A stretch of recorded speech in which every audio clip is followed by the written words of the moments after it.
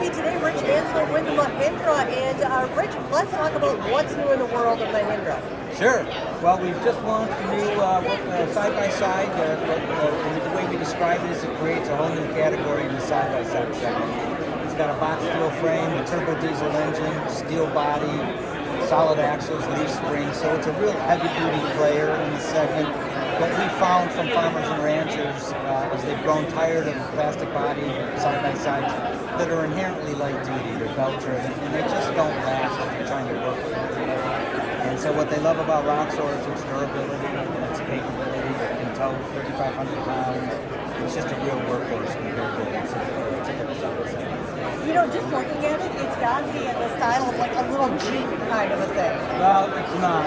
We've redesigned it to be rugged and have a little bit more of a tractor feel. We've been selling tractors here in the U.S. for 27 years, and so that's kind of the vibe we were after: tough and rugged. The redesign has a functional purpose. It's got the open area behind the tires, so it's not getting clogged up with brush and mud. So people love it, like I said, because it's just a little workhorse you can work with 7 days a week. So, Rich, let's talk about the engine on that. A lot of times the side-by-side, and like you said, you got the plastic ones, it's maybe a little bit pussy. You got the other ones that are great if you're going to go out and climb hills. But for a workhorse, what's it got? It's low-end torque is the name of the game. It's got 144 foot-pounds of torque. Those side-by-side engines, some of those are the same engines that you find in snowmobiles. So they're low horsepower, high-revving engines. And we make this engine. We've been making this engine for years. It's a low torque, high horsepower, 62 horsepower turbo diesel engine, and it just goes and goes and goes. 12-gallon tank, diesel, and some of we've heard customers tell us they get 300 miles on the tank. So it's just less fill-ups when you're out in the field, right on the trails. And that's important. You look at the price of fuel these days, and the economics of it is great. Right? Every little bit helps. And that's what we're finding our owners, they look at the total cost of ownership too. It doesn't need a whole lot of repair. If something does go wrong, it's simple enough that they can typically fix in the garage. It doesn't have to go back to the dealership. So farmers and ranchers don't need downtime with the equipment that they're using. And that's what they like about Roxor. It's just going to take a licking and keep going. Let's talk about your new line of tractors.